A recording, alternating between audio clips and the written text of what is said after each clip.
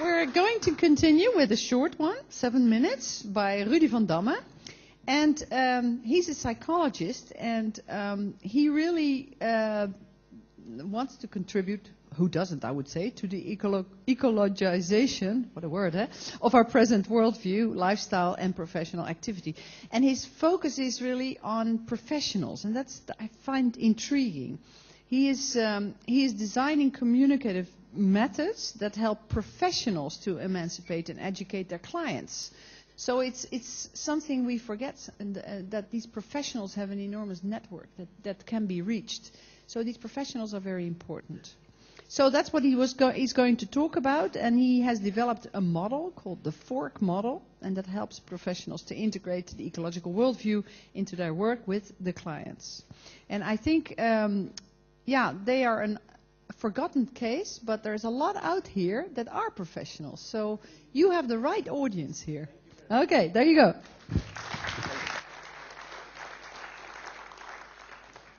So you have here, I'm a professional, and I'm a psychologist. The fact is that today, a lot of best practices are already available. In the last 2 years, incredible new pioneering ideas are coming up. So the question for me is, how can we reach the large public? How can we accelerate the distribution of those best practices?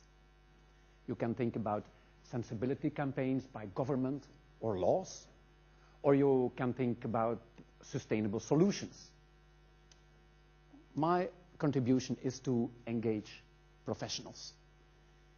I want professionals to do more than just helping their clients or delivering services. I want them to educate and inspire their clients to live a more ecological lifestyle. And by professionals, you see, I mean all sorts of people who are working with other people.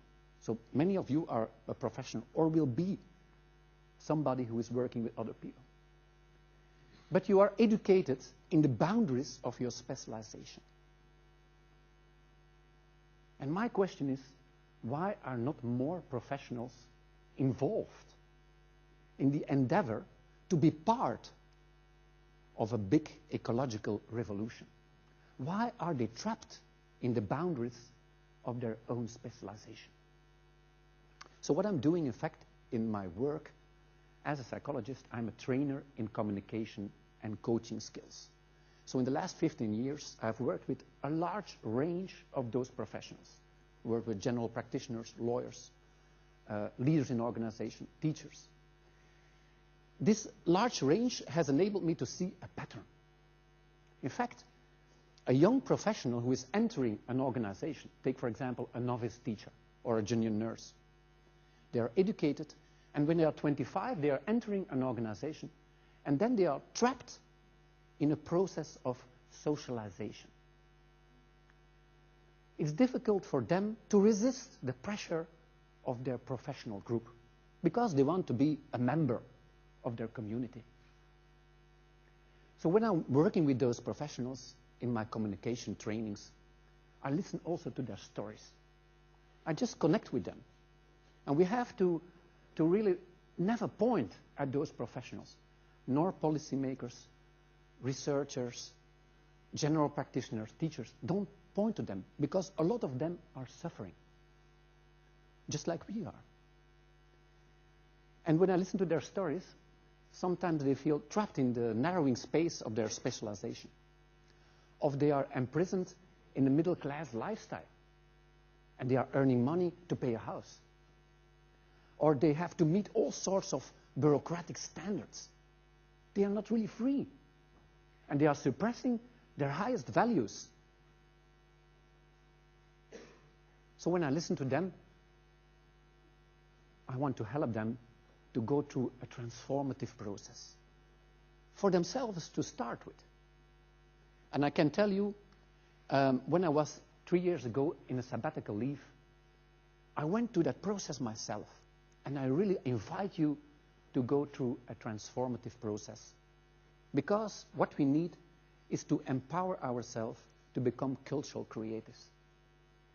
In my sabbatical, I followed a sustainability course, not with my head, but with my heart and my belly, in Findhorn in Scotland. You know that eco-village in Scotland, Findhorn? And there you learn about sustainability. Or in Schumacher College. You don't only learn about it, you start to considering the world. And the process I went through is the process I also use to guide my professionals. First of all, when you consider the facts, and you start to consider the world and feeling what is going on, well, we went in that course through emotions of anxiety about our future. We are afraid. And we also became angry, like the indignators. We became angry about our own greediness too, and about consumerism. And we suffer from our alienation with nature. But we also connected again.